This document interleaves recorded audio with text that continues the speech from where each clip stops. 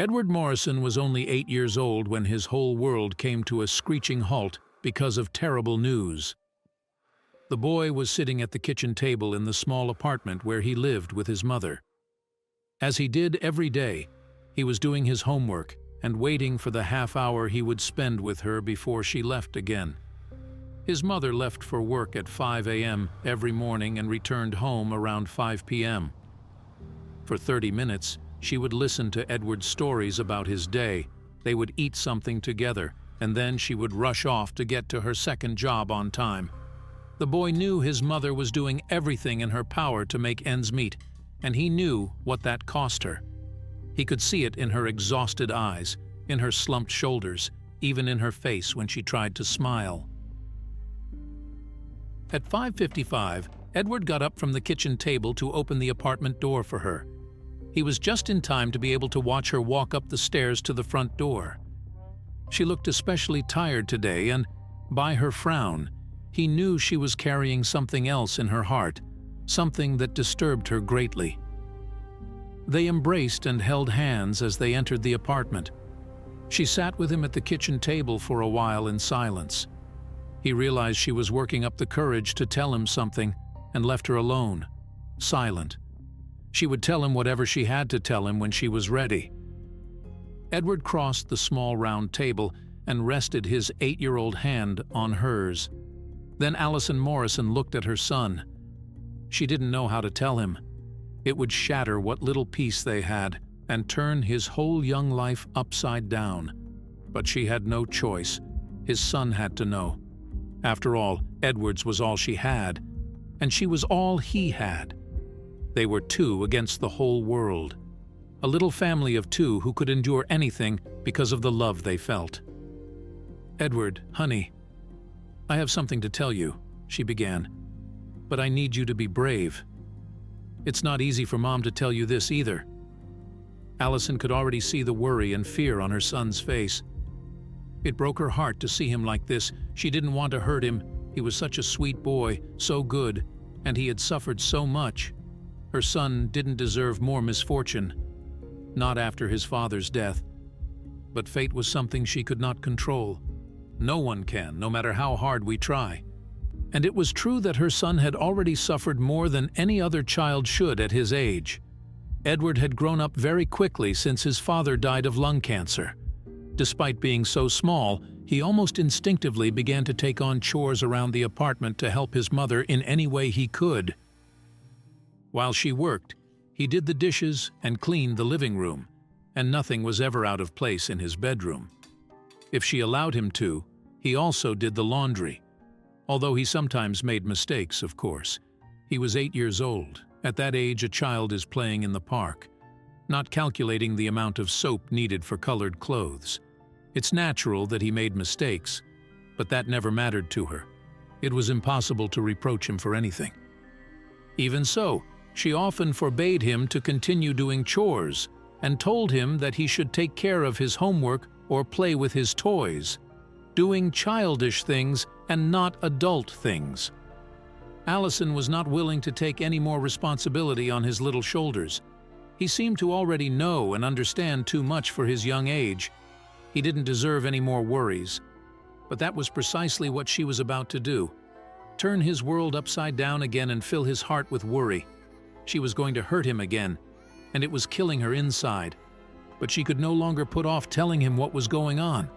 The time had come to face it, and they would do it together.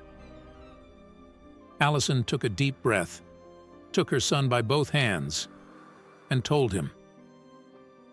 A few weeks earlier, she had gone to the doctor because of a lump she had found under her breast. The first time for tests, and the second time, which was today, to get the results. Unfortunately, the results were not good. She had stage 3 breast cancer, meaning that the cancer had already started to spread and was very difficult to cure. The doctor explained the various treatment options, but his prognosis was not good. At best, he had told her that he had 6 months to live. Mrs. Morrison tried to use the lightest possible words and not burden her son any more than necessary. But she didn't think downplaying it was going to help him in the long run when the hard truth was out there. Was there a way to talk about cancer without it involving suffering? After telling him everything, she kept silent and watched Edward closely.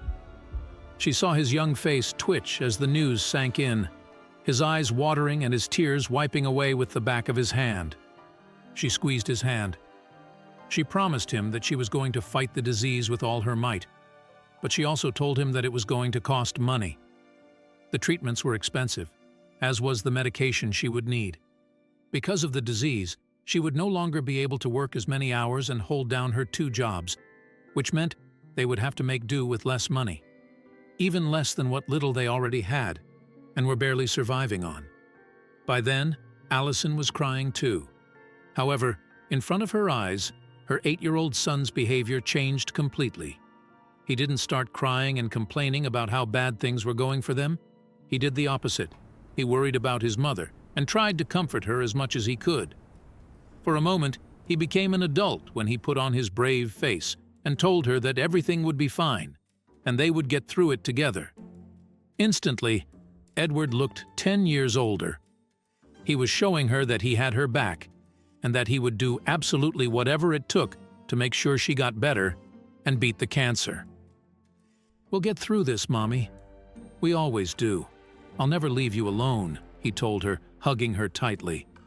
But in her heart, Allison knew that this time it wasn't going to get better, and that if she did, it would be a miracle. She squeezed his hands again and continued to explain everything they would have to do in the next few weeks. Chemotherapy would be the hardest process they would ever have to face, but they would do it together, and that comforted her and made her feel brave. Still, despite the big problem at hand and the knowledge that she probably only had a few months left to live with her beloved son, Allison Morrison was still preoccupied with something else. Something much less important, but something that was of great value to her and her son, celebrating Edward's 9th birthday together. It would be his first birthday since his father's death, and she wanted it to be a very special day. "Since I can't work so much anymore, we're not going to have the fun birthday party we had planned, honey," she said to her son in a trembling voice. For 6 months, Allison had saved a little money each week with one goal in mind: to celebrate the most amazing birthday Edward had ever experienced. They were going to do everything they loved best: go to the amusement park, eat cotton candy, and then go to the movies for colorful popcorn. It was all mother and son needed to be happy, but they probably wouldn't be able to do it that year. Or could they? Edward gave a faint smile and reassured his mother. "It doesn't matter, Mom," he said. "We'll still do great. We'll be together, and all the things we wanted to do for this year can wait until next year, when you're all better. There will be more birthdays, don't worry." But Allison felt she wouldn't have that much time and probably wouldn't get to see her son celebrate his 10th birthday. But she decided to keep quiet and not keep tormenting her son with negative thoughts. That night, after wishing his mother good night, little Edward's mind was a roller coaster. There was a part of him that was terribly sad. That part knew his mother was going to die.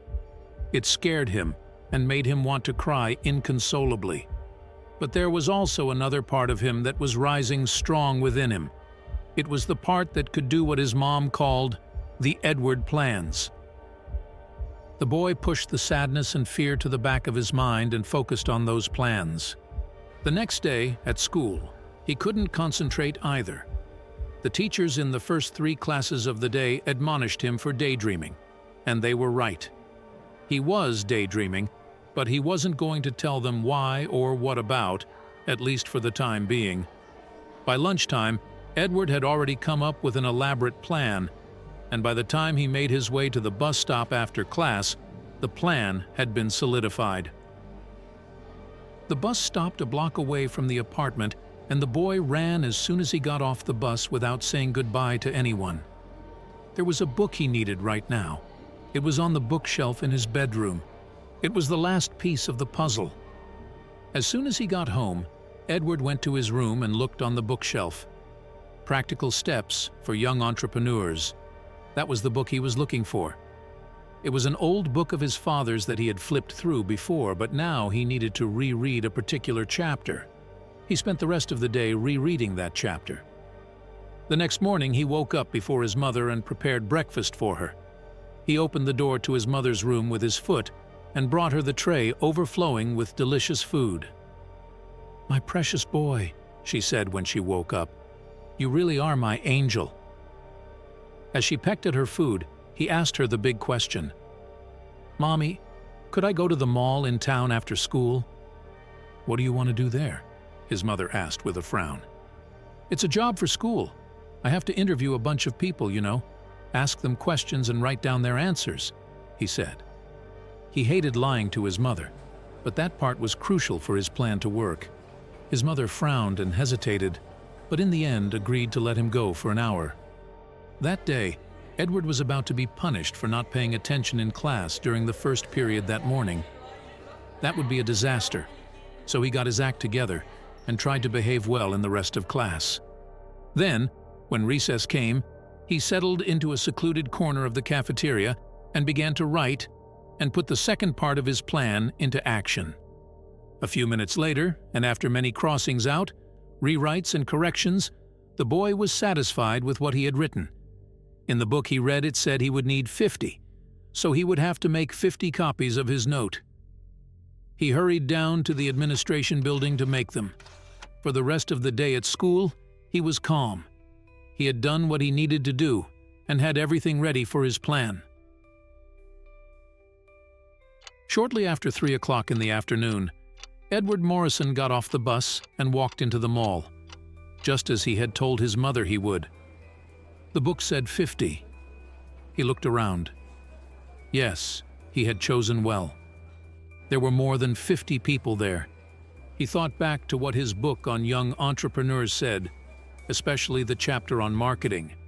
It said that once the business plan was developed, you had to do intensive marketing to get it off the ground, and the book said that, to start, you had to talk about the idea with at least 50 people, and Edward was determined to find those 50 people and give them each a copy of the note he had so painstakingly written. It would only take one person to make it work, just one. It had to work. He was convinced it would.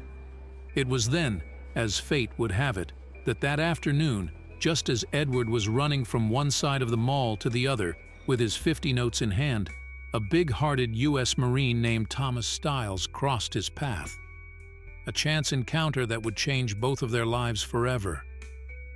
Styles had been serving in the Navy for 3 years and was currently part of the squadron guarding the West Wing of the White House.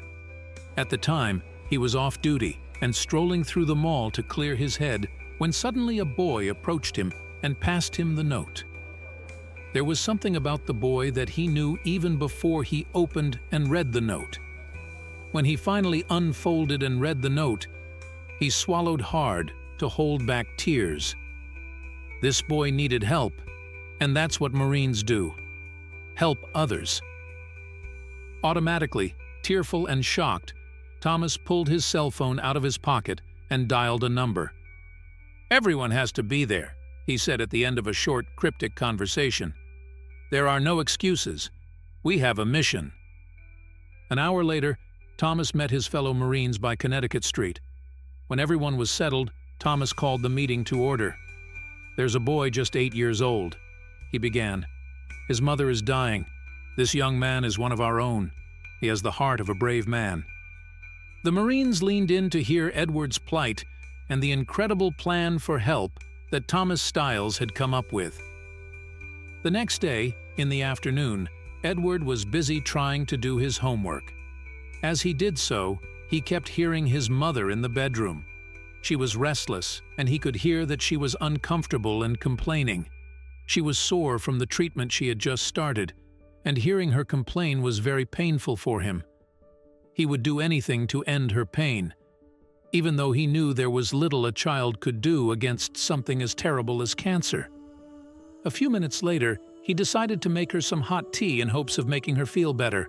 It was her favorite drink and always made her smile. But in the meantime, he was busy making her tea when the phone rang. It was the call he had been waiting for. "Are you Private Morrison?" asked Stiles's voice on the other end. Edward was very confused. He didn't quite understand what was going on. However, he did not hang up and decided to answer. "It's Edward, sir," he replied. "Who do you want to speak to?" "This is Sergeant Thomas Stiles. It seems to me that we met yesterday at the mall, but you were running around, and I lost sight of you. That's why we couldn't talk," the voice said. "I want you to know that you became one of us when you asked for our help, and we are going to help you. The United States Navy is at your service, little Edward." Then, the image from the previous afternoon came into focus in the boy's mind. He had only given 1 out of 50 notes to a soldier at the mall the day before, so this had to be him. "Can we meet?" the Marine asked on the other end. "Maybe tomorrow after school," replied the boy. And indeed, when Edward left school the next afternoon, 3 smiling Marines in full uniform were waiting for him. As they approached, they greeted him as if he were one of them, which made him feel like the luckiest kid in the universe. Edward returned their greeting very excitedly, and then invited them to go with him to a nearby burger joint to avoid the prying eyes of all his classmates and the rest of the people there, who were in disbelief at the unusual scene taking place. "I know just the perfect place to talk about our plans. I'll lead the way," said the boy excitedly as he climbed into the official car in which the Marines had arrived. Later, while everyone was eating a delicious hamburger, the Marines asked him about his mysterious plan. The boy explained it as best he could, but added that he needed help from the grown-ups to make it happen. The Marines were thrilled to hear the boy, and with a big smile, Stiles said, "Well, soldier, you've come to the right place to make your dream come true. That's what we're here for. Listen carefully. Here's our plan." The truth is that both Stiles and the rest of his companions were completely smitten with the boy. They had never seen such devotion in a child, and that is why they were going to strive to make his dream come true. But Thomas, for his part, was also hatching a plan of his own. Something that neither the boy nor his mother expected, and that could literally change their lives. Finally, 2 weeks later, the big day arrived, Edward's 9th birthday. That day, the boy acted completely normal. He helped his mother out of bed, ran her a bath, laid out her clothes, and cheered her up when it was obvious that the pain was too intense. Then he helped her into the kitchen and sat her at the table. "What are you up to, Edward?" his mother asked him, with a twinkle in her eye. "You're up to something. I can see it," she said, looking at her son suspiciously as he paced back and forth doing homework. But before he could answer, there was a knock at the door. The big moment he had been waiting weeks for had arrived. "Sit down, Mom. I'll be right there," Edward said calmly. He flew up and ran to the door. There were 9 Marines at the door, all with something in their arms. One had a cotton candy machine at home, another had several boxes of popcorn of all flavors, others had ice cream of all flavors, and another had a large strawberry and cream cake hidden inside a huge box. It was everything Edward had dreamed of making with his mother on his birthday, and they could do it right there, without leaving the house. "Where do you want them?" asked Private Stiles with a big smile. Edward smiled back and showed them where to put the things and led them to the kitchen. "Sergeant Thomas Stiles, United States Marine Corps. At your service, ma'am," Thomas said to Mrs. Allison Morrison, who had been stunned to see all those men in uniform enter her kitchen. Understanding what was happening, tears streamed down Allison's cheeks. She reached out and took her son in her arms. "You did this, oh honey. Thank you, thank you." But the surprises weren't over yet for Edward and his mother. There was still one last gift, the most important one. While they were all in the kitchen, there was another knock at the door. "Don't move, I'll get it." "I know who it is," said Thomas. He returned a few moments later with a distinguished-looking older man. "Mrs. Morrison, this is my father," he said proudly. "Dr. Quentin Stiles. He's an oncologist and has come to help you." What Thomas didn't say was that Dr. Quentin Stiles was one of the best oncologists in the country, and was considered by many to be a miracle worker. Patients with the worst imaginable prognoses came to see him, and somehow he managed to cure them. Thomas Stiles knelt on one side of Jennifer and Dr. Stiles on the other. "My father has agreed to treat you for free. He's going to help you get well, Mrs. Morrison. You don't have to worry about anything else. This is our birthday present to your brave and generous son," Stiles told her, smiling and holding her hand warmly. A year later, Edward and his mother were sitting in their kitchen again, but this time there was no trace of grief or sadness. It was Edward's 10th birthday, and just as he had anticipated, his mother was by his side to celebrate. On the corkboard hung birthday greeting cards from Thomas and Peter Stiles, the two most important people in the Morrisons' lives for the past year. Their generosity had given them both a new lease on life. They would always be indebted to those two brave men who did not hesitate to help them when they needed it most, asking for nothing in return. Did you like this touching and surprising story? If so, we invite you to leave us a comment expressing your opinion. If you want to continue enjoying inspiring stories like this one, subscribe to our channel or check out the other videos shown at the bottom of the screen. Thank you for your cooperation.